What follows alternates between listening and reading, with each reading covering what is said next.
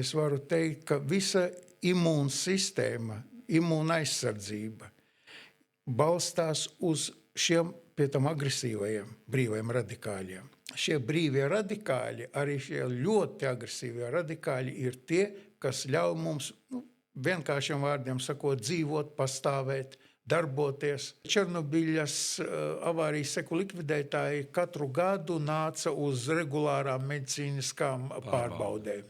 Pirmais, ko mēs atklājām, ka viņiem visiem ir stress, bet tas nav akūts, tas ir ilgstošs, tātad hronisks stress. Ja mēs paskatāmies kaut vai NBA spēles, ja, un tur ļoti patīk rādīt skatītājus.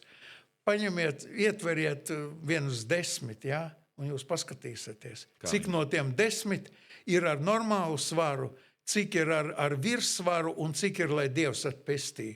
Ja. 1, 2, 3.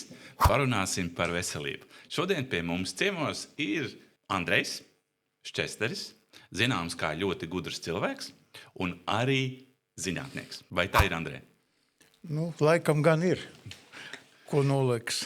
Tad šodien mēs zinām, ka tev ir ļoti daudz darba saistīta ar tādām mazām lietām, ko sauc par brīviem radikāļiem. Tu esi arī daudz strādājis ar antioksidantiem. Un īstenībā cilvēkiem ļoti interesē, kas tad ir tas brīvais radikāls, jo radikālis pats vārds kā nav nemaz labs tāds, ja? Bet brīvais atkal labs vārds ir. Ja? Un kas ir brīvais radikāls? Un arī antioksidanti, kas tie tādi ir un kā tie cilvēki ietekmē, jo anti arī tas ir tā kā pret. Ja? Un oksidanti, tas vairāk no ķīmijas vai bioķīmijas. Varbūt, Andrej, izstāsti vienkāršiem vārdiem, kas tad ir tas brīvais radikālis un ko viņš organismā dara? Ja mēs runājam par brīvajiem radikāļiem un antioksidantiem, tad nāk prātā vecais salīdzinājums. Kas bija pirmais? Vista vai ola? Tā ir lieta, kuru līdz šim nevienam nav izdevies īsti laikam atrisināt. Kaut kas līdzīgs varētu būt arī ar brīvajiem radikāļiem un ar antioksidantiem. Kas ir brīvais radikālis? Ja mēs atceramies ķīmijas stundas, tad noteikti zināt, un tie, kas mācījās ķīmiju, kam patika ķīmija, ka ir atoms, un atomam ir kodols, un ap kodolu riņķo dažādās orbitālais elektroni. Un dzīvo savu dzīvi, viņš ir ļoti normāls un nekasās un nevienam pāri nedara. Un tad pienāk situācija kāda vai cita viela, kura ņem un nozog, jeb nolaupa elektronu. Un ko dara cilvēks, ja viņš ir apzakts vai aplaupīts, viņš paliek nikns. Ne tikai nikns, viņš paliek agresīvs, viņš ir apvainojies uz visu pasauli, protams.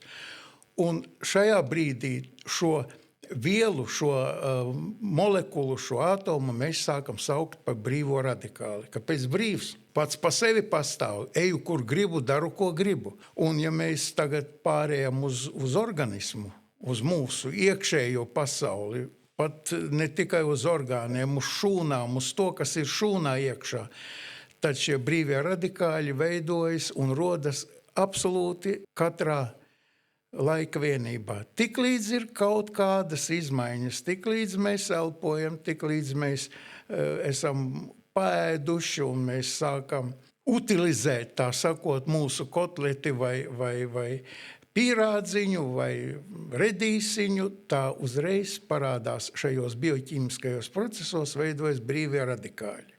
Un pats vienkāršākais, pats maigākais, ja tā drīkst teikt, un pats pirmais, absolūti pats pirmais ir superoksīds. Vai, ja mēs gribam ļoti gudri pateikt, tad ir superoksīda aniona radikālis. Kaut kas tiek apzakts jau, un tagad parādās tas brīvais radikālis. Vai brīvais radikāls ir tikai slikts, vai viņam ir kaut kādas labas īpašības?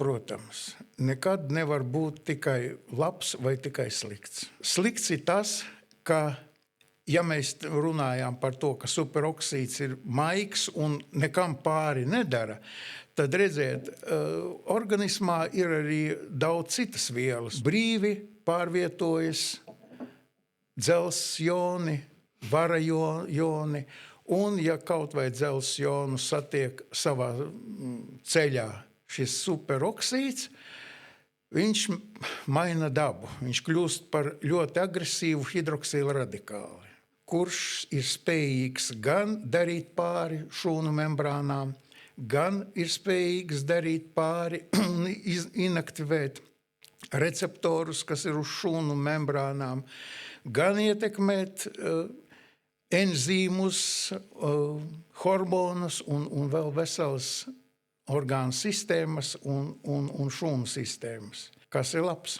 Es varu teikt, ka visa imūnsistēma, imūna aizsardzība balstās uz šiem pie tam agresīvajiem brīvajiem radikāļiem. Un ne tikai uz hidroksila radikāļiem, bet vēl uz daudz agresīvākajiem, kur šie brīvie radikāļi ir pievienojuši arī chlora atomu. Un ja mēs runājam atkal par medicīniskām lietām, piemēram, par fagocitozi, ar šo procesu mēs tiekam vaļā, vismaz mēģina organisms tikt vaļā gan no baktērijām, gan no vīrusiem, gan no svešķermeņiem, gan arī no kaut kādiem starpproduktiem, kas dalīšanās procesā veidojušies. Šie brīvie radikāļi, arī šie ļoti agresīvie radikāļi ir tie, kas ļauj mums, vienkāršiem vārdiem sakot, dzīvot, pastāvēt, darboties. Viņi mūs audzina. Viņi mūs audzina, jā, tas ir viens, un otrs, ka viņi arī palīdz mums vispār pastāvēt, augt. Attīstīties tā. Un attīstīties, jā, protams. Ja viņi nepalīdzētu, tad mēs paliktu kaut kādā iepriekšējā līmenī. Jā? Mēs vienkārši beigtu eksistēt. Atlido kāds iekoš un malārijas sots, piemēram. Jā? Un ja mēs ar viņu nespētu mūsu organismus ar šo radikāļu palīdzību cīnīties, tad... Varbūt vēlreiz par to brīvo radikāli, ja? Tad tā sliktā lieta, ko viņš dara, ja? Tu minēji, ka viņš tur satiek dzelzi un tas paliek vēl aktīvāks un tā kā agresīvāks un vēl varu satiek. Kas ir tas, ko viņš nodara tai šūnai vai organismam vai orgānam vai mums kā cilvēkam kopumā? Jo mūsu klausītājs, skatītājs ir parasts cilvēks, kas klausās podcastu un viņam būtu ļoti interesanti saprast. Tātad, brīvais radikālis, viņš man var izdarīt tā un tā. Pirmkārt, lai brīvais radikālis būtu tik valdonīgs un tik valdītu pār, kādreiz bija dziesma par visu zemi mīla valdē, ja? Tātad, lai par visu organismu varētu valdīt šie brīvie radikāļi, tad viņiem jāsasniedz ārprātīgs līmenis, un tad mūsu iekšējām rezervēm ir jāstāv, tā kā alva zaldātiņiem nekustoties. Jā. Absolūti, jā. Tad organisms tomēr viņus var kaut kā ierobežot. Protams. Lai viņi tā kā neuzvedās tā kā, ciemiņi paši savās mājās. Ar brīvajiem radikāļiem ir tā, līdz zināmai robežai viņi mums ir absolūti, es domāju, kvantitīvai robežai, viņi mums ir absolūti nepieciešami. Okay. Kādreiz studenti saka, vai mums ir tik daudz antioksidantu, sintētisko, dabisko. Ja reiz tie brīvie radikāļi ir tik riebīgi, tik slikti, jā. Vai mēs ņemsim veselu sauju, un es pārspīlēju, protams, un iedzersim, un brīvo radikāļu vairāk nebūs. Viņi tiks neutralizēti. Un manā atbilde ir uzreiz, un tajā pašā brīdī mēs beigsim eksistēt kā dzīvi organismi. Jo brīvie radikāļi ne tikai cīnās par mūsu nosacītu veselību, bet viņi ir arī tie, kas palaiž un regulē veselu virkni absolūti nepieciešamo reakciju, gan enzīmiem, gan hormoniem, gan, kā jau es teicu, viņi ir tie, kuri palīdz organismam tikt vaļā no, varētu teikt, no šlagiem, no toksīniem arī, jā. No tā, kas mums beidz, jeb gandē, jeb vismaz slikti uzvedās attiecībā pret mums organismā un visā dzīvē. Tas nozīmē, ka līdz kaut kādam līmenim brīvie radikāļi tomēr ir vairāk draugi nekā ienaidnieki. Absolūti. Un tad iestājās tas līmenis, kad viņi tā kā nav vairāk draugi. Kas varbūt ir tas līmenis, kad viņi jau vairs nav draugi? Redziet, tas ir tā kā ar svariem. Jā, vecie labie svari, viens svaru plecs, otrs svaru plecs. Kamēr mēs esam uzlikuši nu, pieņemsim uz viena svaru pleca zemenītes un pielikuši otrā pusē tad atsvariņus, un viņiem pastāv kaut kāds tāds nosacīts līdzsvariņš, viņi gan šūpojas uz vienu un otru pusi, viss ir ļoti labi, viss ir brīnišķīgi, un kādreiz es arī saviem studentiem novēlu, lai viņu organismā šis līdzsvars nebūtu tik plāns, tā kā uz ūdens uzliec piliens eļļas, bet viņš būtu īsti biezs, ja? Arī reizēm salīdzinu ar analītiskajiem svariem, kur uzliekot vienu magoņu seikliņu, jau svaru kausiņš nokrīt lejā, un tad ir, tirgus kartupeļu svari, ja, kur labs tirgotājs redz, ka jau tuvojas tam līdzsvaram, bet viņš vēl tur uzber, ja ne pusspaini, bet tad labu riekšavu kartupeļu, jā, virsū. Un arī tad tie svari vēl nav aizgājuši, kā saka, līdz zemē. Lai mūsu visu organismi būtu, kā tie tirgus kartupeļu svari. Kas ir tas, kas mēģina noturēt šo līdzsvaru organismā? Tie ir antioksidanti. Un te ir divas sistēmas. Viena ir pirmējie, jeb tie, kas sāk, tie ir enzīmi. Dievs un daba ir izveidojis veselu ciklu šo enzīmu. Un ja mēs atceramies, ka runājam par superoksīda anionu, tad pretīm ir enzīms superoksīda dismutāze. Tas ir enzīms, kurš paņem teiksim tā, divus superoksīdus, un ar viņiem tur nomanipulē, un mēs dabūjam ūdeņraža peroksīdu. Jā, to pašu ūdeņraža peroksīdu, ko pie brūcēm, pie pušumiem mēs uzlējam. Protams, tā koncentrācija ir miljons reižu mazāka, un mums asinīs, tā sakot, nekas nenotiek, un šūnās nekas nenotiek. Tādā ziņā, kā mēs esam pieraduši darbojoties ar aptiekas ūdeņraža peroksīdu. Tālāk ir darbs otrajam enzīmam, un tā ir katalāze. Un katalāze ir tā, kura mūsu tātad ūdeņraža peroksīdu pārvērš par ūdeni un par skābekli. Viss, mēs atgriežamies atpakaļ pie sākuma. Pie savām saknēm. Jā. Ja gadījumā mums kaut kādas indeves dēļ mums trūkst katalāzes, tad mums ir palīgi. Tā ir gluteona peroksidāze, viņas pat labam zināmas 6. Es nesākšu skaitīt, jo atkarībā no lokalizācijas, jā, bet fakts, ka nāk palīgā katalāzē. Jā, lai gan īsti gluteona peroksidāžu bizness, tā sakot, ir saistīts ar lipīdu, jeb taukskābju oksidāciju un attiecīgi šo tauku radikāļu neutralizāciju. Teiksim, kādās situācijās tad mēs varam saprast, ka mums tie brīvie radikāļi varētu būt vairāk, un tās labās katalāzes un vēl tie palīgi 6 netiks galā ar viņām? Redziet, ir 2. Uz izjūtām laikam šeit tā kā nevarētu būt, jā. Viss ir attīstījies. Arī medicīniskā laboratorija ir attīstījusies, un pat labam mēs esam spējīgi diezgan vienkārši un pat diezgan pieticīgām naudiņām. Parastā laboratorijā, ja? Mēs varam runāt, vai tā jau ir specializēta? Tā ir specializēta laboratorija, jo parastā laboratorijā es zinu, ka nosaka, manuprāt, vienu rādītāju. Okay. Ja? Daudz svarīgāk, lai mēs, ja ne visu, tad vismaz daļu varētu noteikt. Un mēs varam noteikt. Pieņemsim superoksīdismutāzes aktivitāti. Tas būtu no vienas puses, protams, arī katalāzes un gluteona peroksidāze. Bet mūs interesē, vai tiešām mums tas stresa līmenis, ja šis brīvo radikāļu līmenis ir uzkāpis debesīs. Un tad mēs varam uztaisīt, taisīt malondialdehīdu vai tiobarbiturskābes aktīvo produktu kopumu. Ļoti sarežģīti izklausās.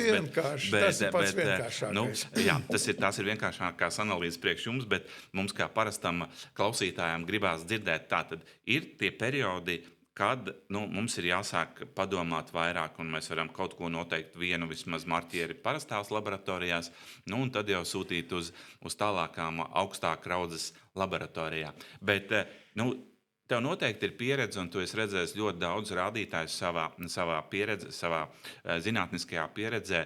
Vai ir kaut kāds noteikts vecums cilvēkiem, vai ir kāds noteikts laiks, pavasaris, rudens, vasara, ziema, vai ir kāda noteikti tādi faktori, kas cilvēkam tomēr, vai arī teiksim, kaut kāda vide, piemēram, viņš tur strādā ķīmiskā rūpniecībā. Kas ir tas, kur vajadzētu būt uzmanīgam un tomēr sevi tā kā parādīt laboratorijas rādītājiem, lai saprastu, kādā līmenī ir tie brīvie radikāļi?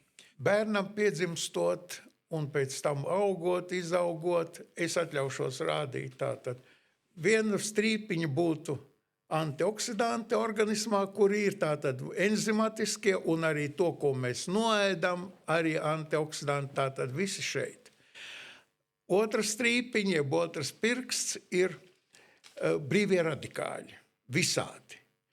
Un ja mēs esam tikko piedzimuši jaunam mazam bērnam, uzskatīsim, ka brīvo radikāļu ir gandrīz nulle, jo mēs runājam, ka bez viņiem nevar, un uzskatīsim, ka tātad šī antioksidatīvā aizsardzība, jeb kapacitāte, ir tuvu 100%.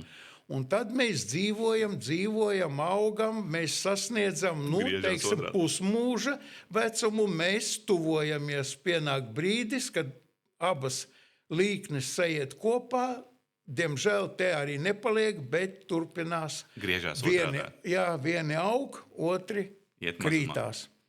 Un tuvojoties lūk šim te punktam, mums būtu jau jāsāk padomāt gan par uzturu, gan arī tik tiešām par uztura bagātinātājiem.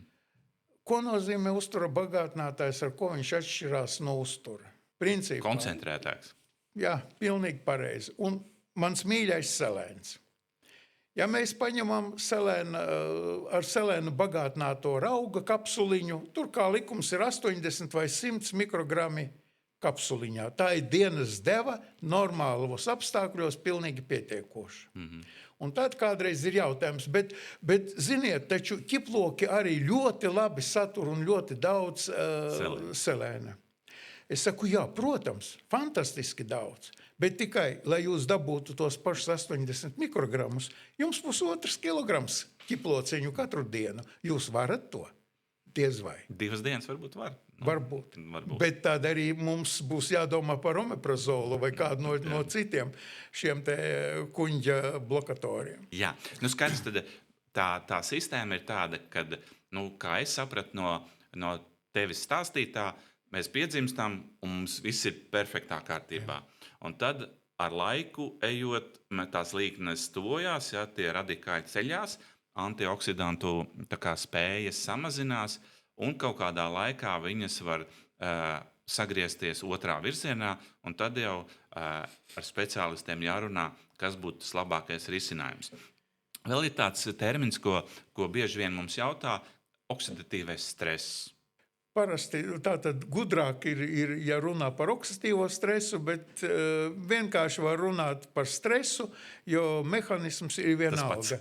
Tas pats absolūti. Tas ir tas parastais stress. Tas ir tas parastais stress. Bet, ja tu gudrāks izlikties, tad tu Jā, protams. Tad reizēm parādās arī reduktīvais stress un tā tālāk. Ja saprotiet, viss principā, kas uz mums iedarbojas gan no iekšienes, ja tā drīkst teikt, gan no ārpuses, var izraisīt stresu atkarībā no tā, cik tā iedarbība, stiprs troksnis un nepārtraukti. Visādi lauki, magnetiskie, elektriskie lauki, piesārņota vide, nepareizs uzturs, fiziskā pārslodze, psihoemocionālā pārslodze. Tautā saka, ko tu streso? Bet jau piesauc vārdu streso, tātad a priori tā psihoemocionālā slodze ir bijusi tik augsta vai depresija, tā skaitā pieņemsim, ka jau cilvēki tīri mehāniski, automātiski, jau sāk teikt, piesaukt stresu. Jau pasaka priekšā, kas tu esi. Recim, mēs ļoti labi sapratām, kad ir viens stress, nav oksidatīvais un vēl kaut kāds, bet ir viens stress organismā. Absolut. Es gribēju pajautāt, Tu teici, ka tā antioksidantu aktivitāte ir ļoti labā līmenī bērniem un jauniešiem, un tad viņi samazinās. Kā tas antioksidants iedarbojās uz to brīvo radikālu, vai kā tas notiek? Brīvo radikāli mēs dabūjām kaut kam Nozogot. nozogot vai nolaupot, vēl trakāk. Šeit tad par antioksidantiem varētu teikt tā, tās ir labās tantes vai labi onkuļi, kuri mīļi padalās ar kādu no saviem elektroniem un iedod, tev būs, jā, to, ko nozaga zaglis, to mēs tev atdodam.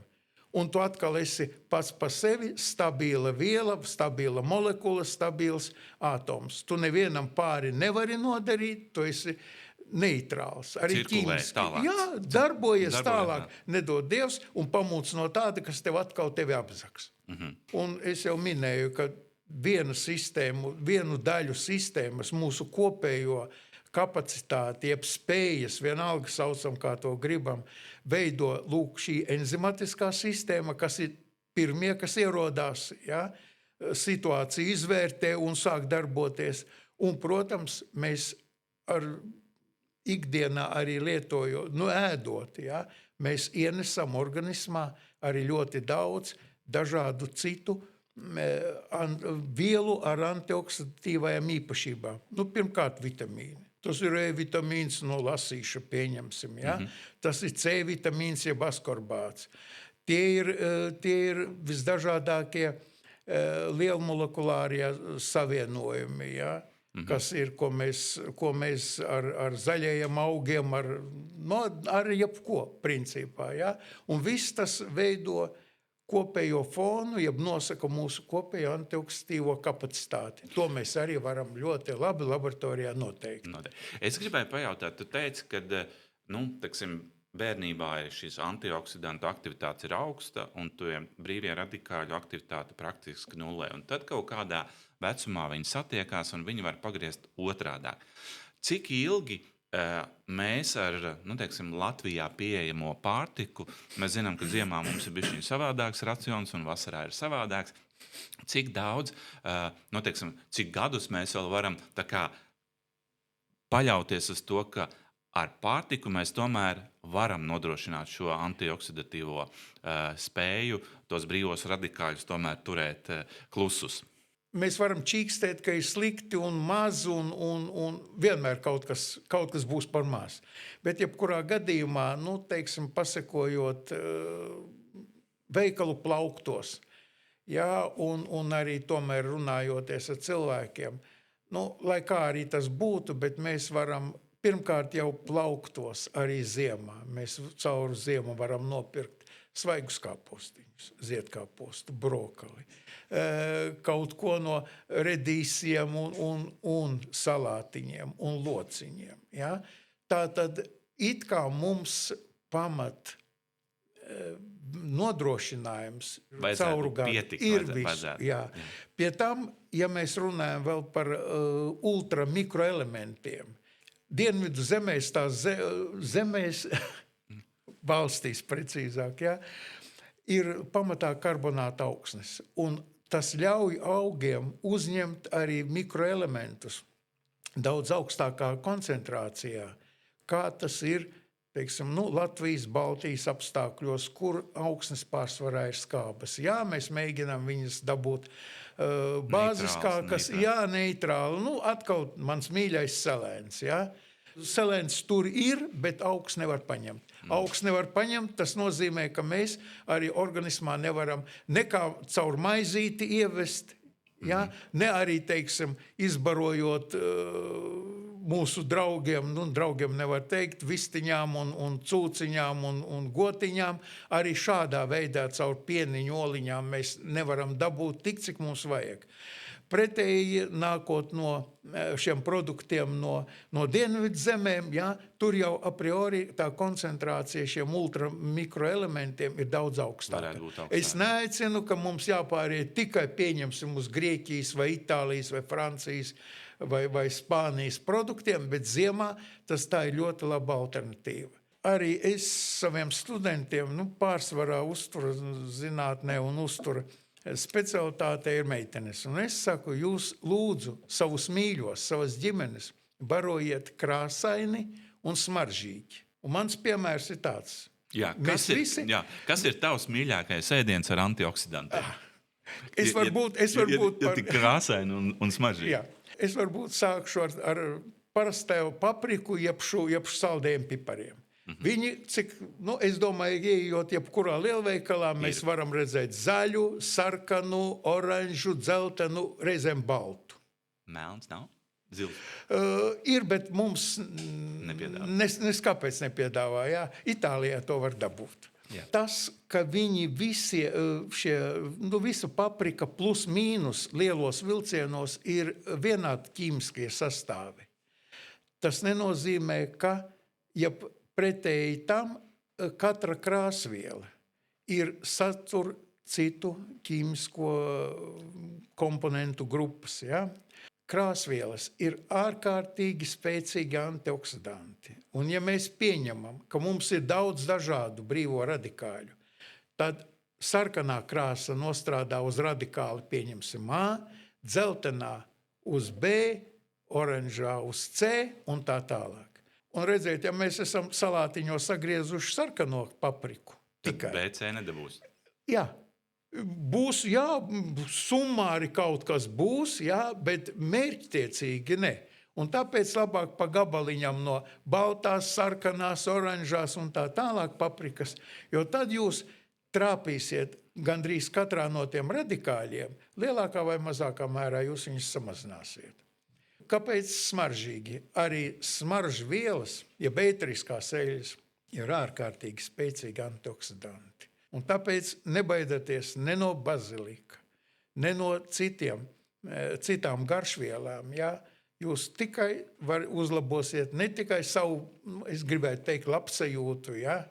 Staigāsiet ar smaidu uz lūpām, bet arī jūs savam organismam palīdzēsiet nolikt pie vietas, ierobežot, iegrožot šos brīvos radikāļus.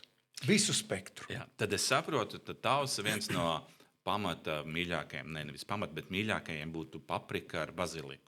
Arī un tad mēs laikam esam aizgājuši līdz tam, ko aizvien cenšas mums te stāstīt par vidusjūras dietu. Jā. Manā saprašanā vidusjūras dieta balstās uz nosacīti 3 vaļiem. Pirmais valis ir viss, kas saistīts ar olīvām. Protams, augsta līmeņa, augstas kvalitātes, dabīgā olīveļa. Un viņas ir dažādas, ļoti dažādas. Un, protams, olīvas kā tādas.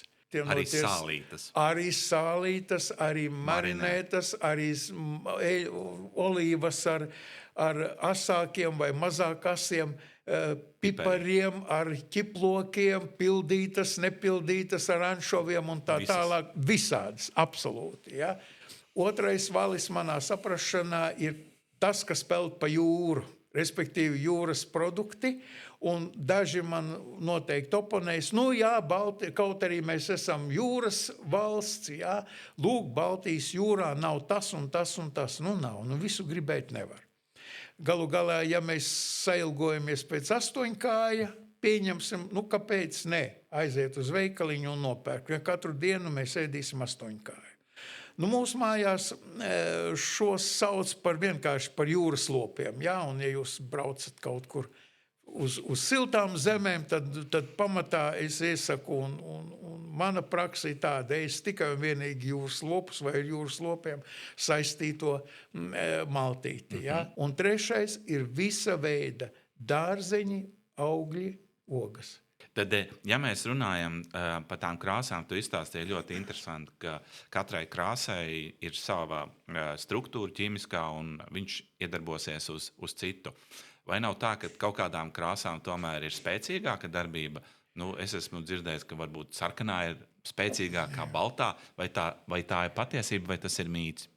Es domāju, var jau būt, ka kāds ir mēģinājis paņemt visu sarkano, bet tad uzreiz jautājums, sarkanā krāsa kā tāda, vai viņa pati par sevi pastāv, bet ir taču krāsu sajaukumi, piemēram, zils ar zaļu veido dzeltenu. Ja? Tāpat pieņemsim principā dienvidu zemēs iecienīti šie lilā krāsas kāposti. Ja, salātos, lieliem gabaliem iekšā iekapāti perfekti. Nu, lilā krāsa tā tad arī ir kaut kāda kombinācija, kas drusku tā kā draudzētos arī ar sarkano krāsu. Es nezinu, vai kāds ir uzstādījis mērķi, paskatīties, jā, vai tiešām tie pigmenti, sarkanie pigmenti ir spēcīgāki par oranžējiem, piemēram, vai dzeltenējiem. Nu labi, to atstāsim tad nākošiem pētniekiem, lai viņi skatās, vai viņi tur var kaut ko atrast vai nevar. Kā ir ar to, kad vai ir tāds, tāda doma, ka arī labo nevajag tik daudz, vai mēs varam pārforsēt ar antioksidantiem? Kas par daudz, tas par skādi. Tā tad varam.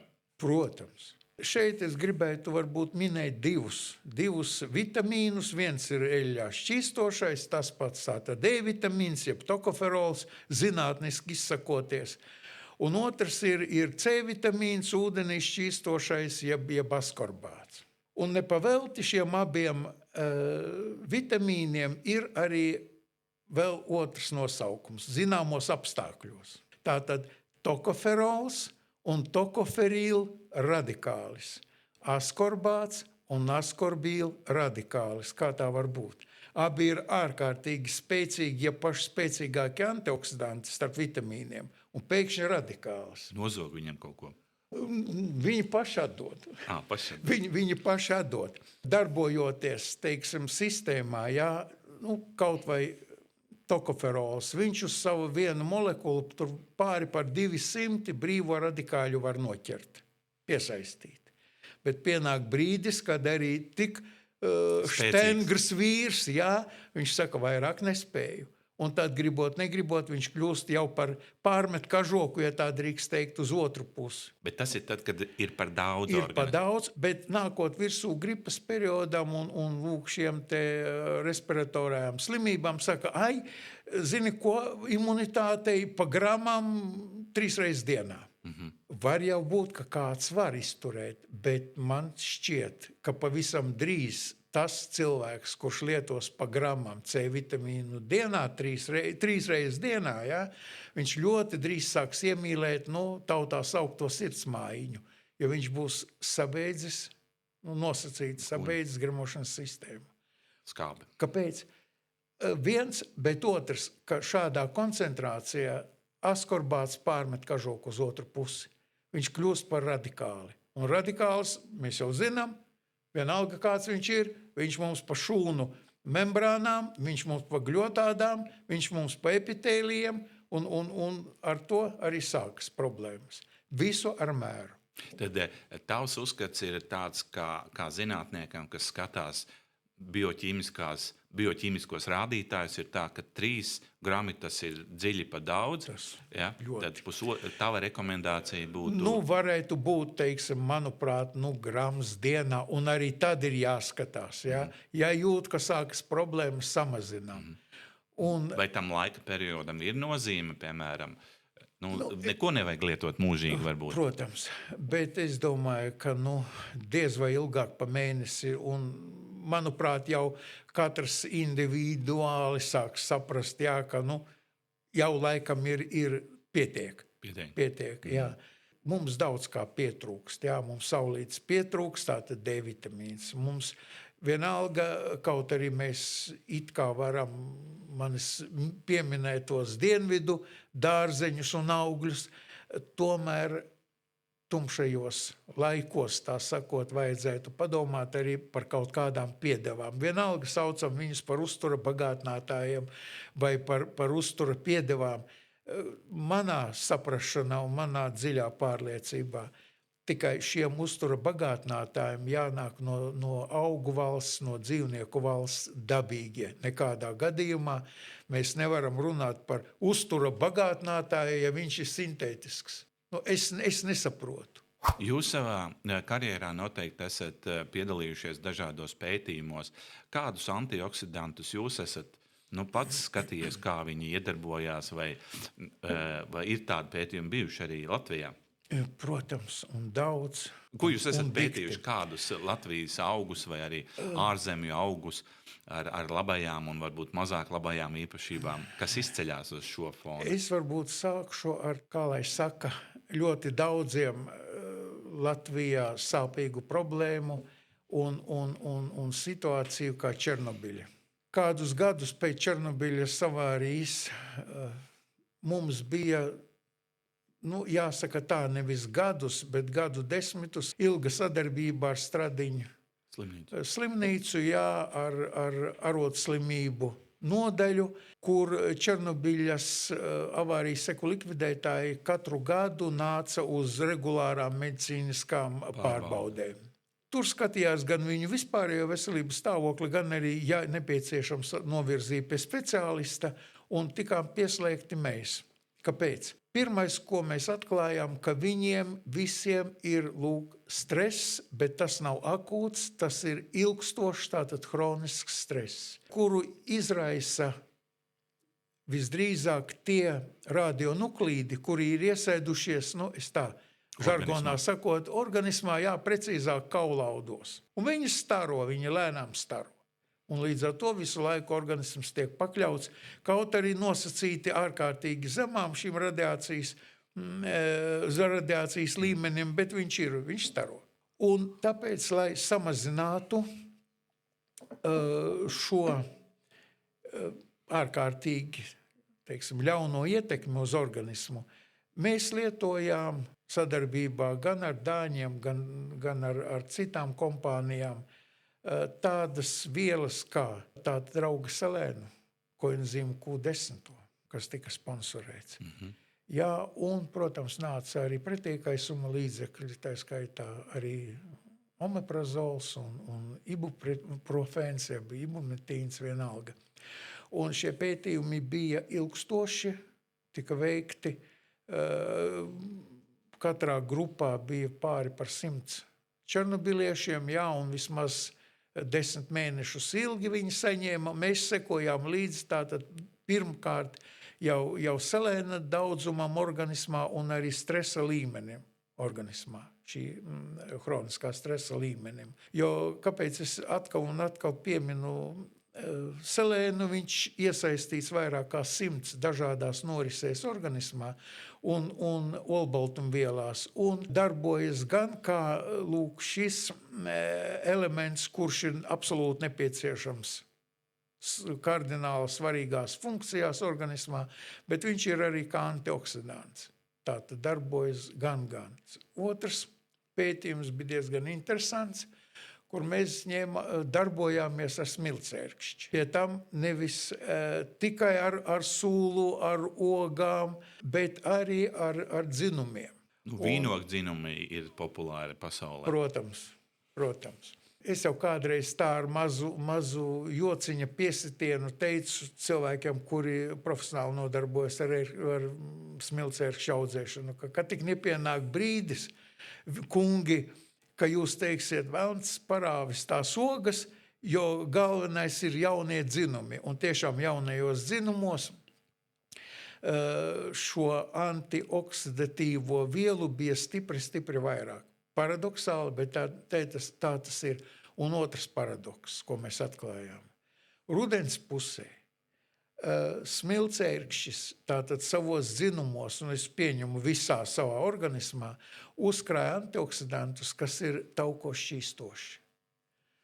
Pretēji pavasarī dominē ūdenī šķīstoši šūnas, lai viņas netiktu augstumā saplēstas. Ja ir tauki, ja ir eļļa, nenotiek tas, kas notiek ar ūdeni, ja viņi ir šūnās. Protams, mēs esam arī strādājuši ar citiem dabīgajiem, kā es teicu, izējumateriāliem, un laikam vēl viena ir, pa kuru es atļaušos pieminēt, tā gan vairāk saistīta ar iekaisumu, bet iekaisums bez stresa absolūti neiet, nav šķirami, un visi zina ausu puķi ģerāniju. Un tas koncepts, tā filozofija veidojas no tā, kā, Ja auss sāp, ausī kaut kas notiekās, ausī ir iekaisums, nu vienalga neskaitīsim tagad vidusauss iekaisums vai kā, ja? Tad gerānija vai pelargonija, saucam kā gribam, viņa var palīdzēt. Viņa palīdz.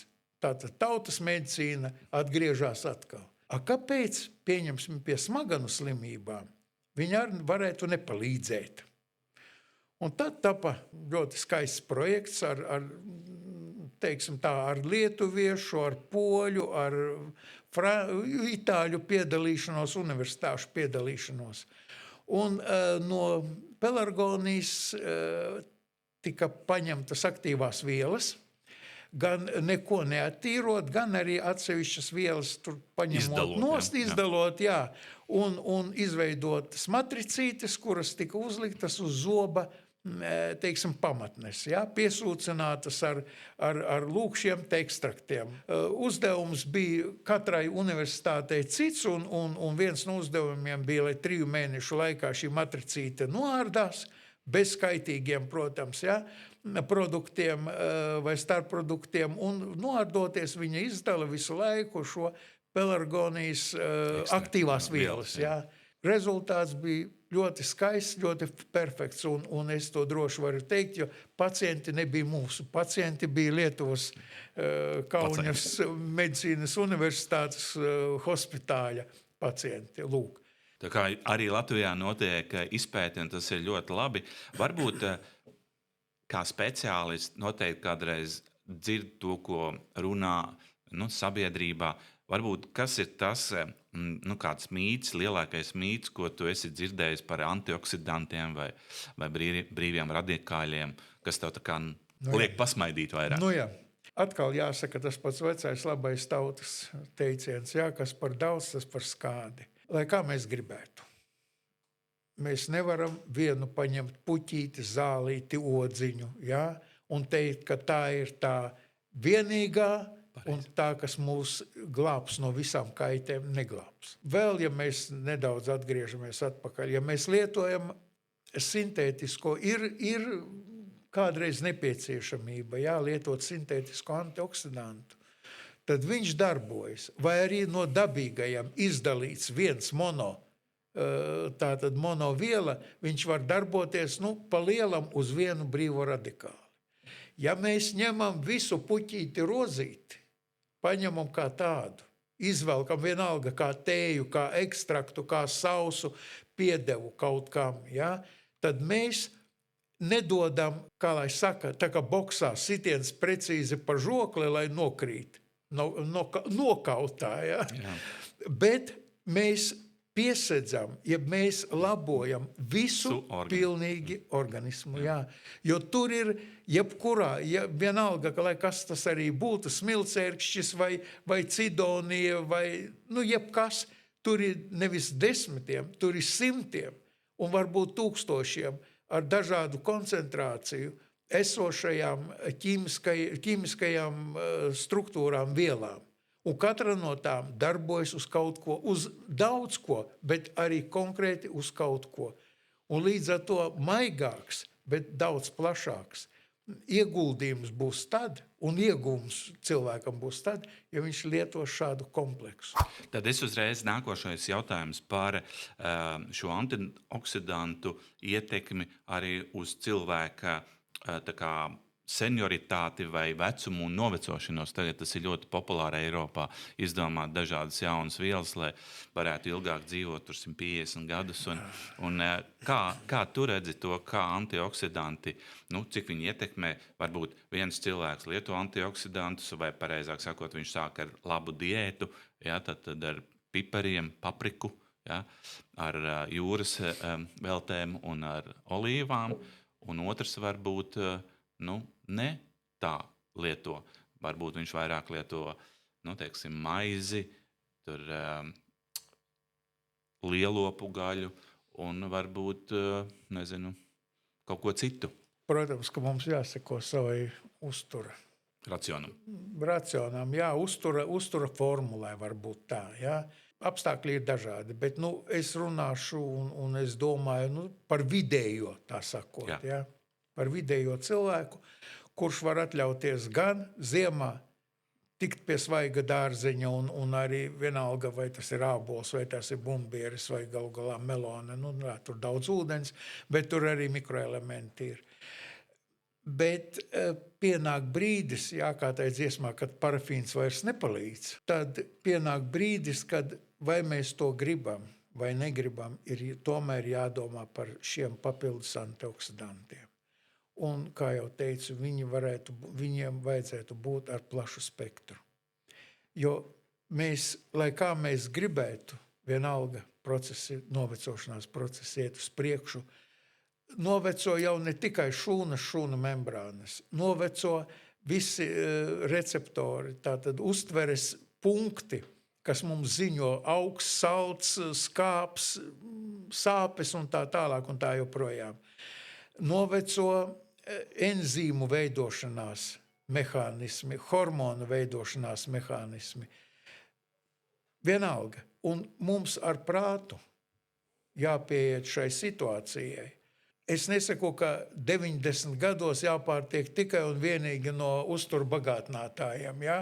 Tad tas atgādinātu, laikam aiz okeāna, zināmā mērā, cilvēkus, ja? Kur kā paši amerikāņi saka, mums, kā likums, viena sauja ir pilna, teiksim, ar kaut kādām vielām, kas mums uzdzen augšā stresu, un otra pretīm sauja ir ar antioksidantiem. Un ja mēs paskatāmies kaut vai NBA spēles, ja, un tur ļoti patīk rādīt skatītājus, paņemiet, ietveriet 1 uz 10, ja, un jūs paskatīsieties, cik no tiem 10 ir ar normālu svaru, cik ir ar virssvaru un cik ir, lai Dievs atpestī.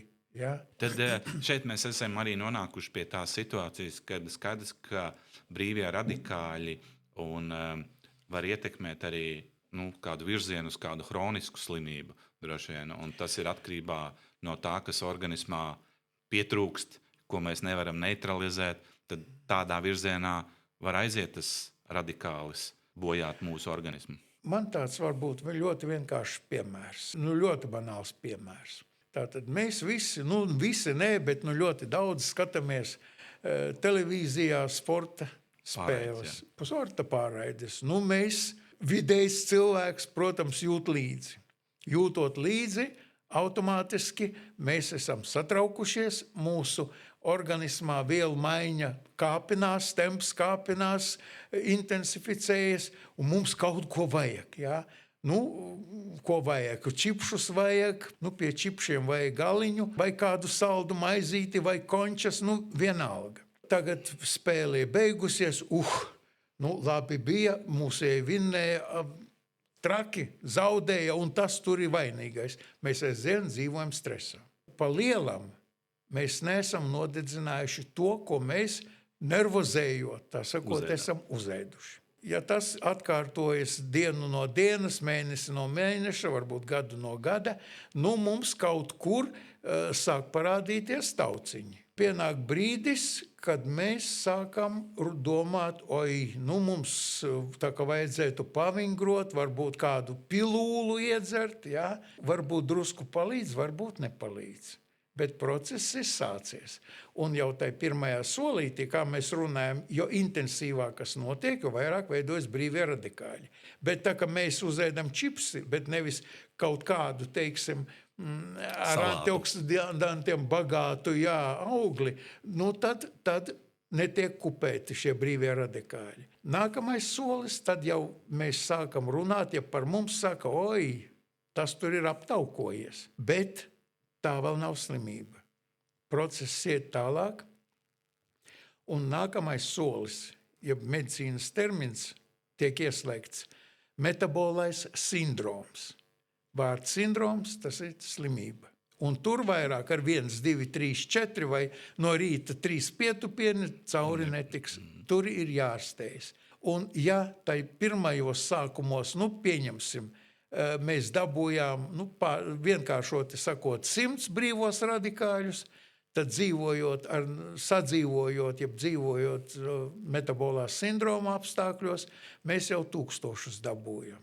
Andrej, saki, tad, ja tu izstāstīji to attīstības ceļu ar sporta pārraidi, lai labāk ilustrētu to. Vai ir kaut kādi bioķīmiski marķeri, ko var pateikt, jau noķert un pateikt, ka tev ir jāapstājās, vai tev kaut kas ir jādara savādāk? Tātad pirmkārt ir jānosaka stresa līmenis. Ja, ja mēs gribam tā ļoti pārliecinoši un ļoti nopietni pateikt, tad mums jānosaka, cik mēs esam, jeb cik mūsu stress ir nodedzinājis, jeb sabojājis taukskābes, jeb lipīdus, jeb taukus vienkāršoti. Ja.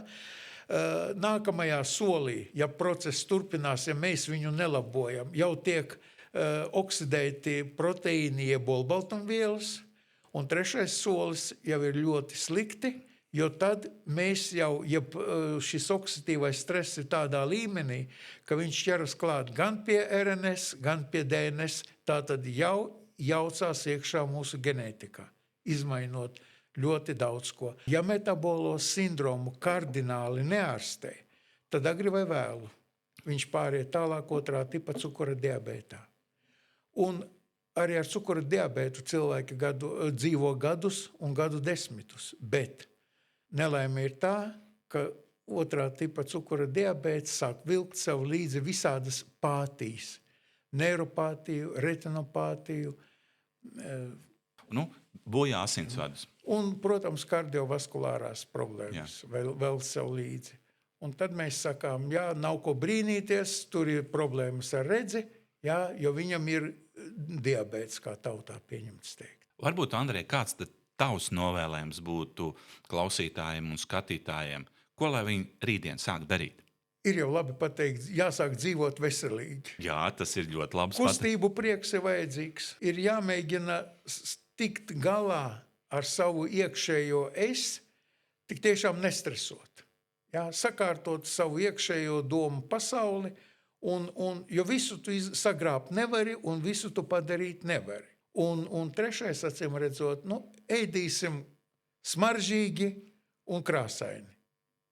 Un padomāsim arī, ka kādos periodos gadā, rudenī, varbūt vēlā rudenī un agrā pavasarī, mēs tomēr ieskatīsimies arī tai lādītei, kurā mums ir nolikti jau iepriekš a priori depozītiņš ar antioksidantiem, gan tādiem, gan šādiem. 1, 2, 3. Paldies, Andrej. Mēs parunājām par veselību. Ļoti izsmeļošas atbildes, un es domāju, ka daudziem būs ko ieklausīties. Liels paldies tev, Andrej. Prieks, ja kādam tas būs palīdzējis. Noteikti palīdzēs. Paldies.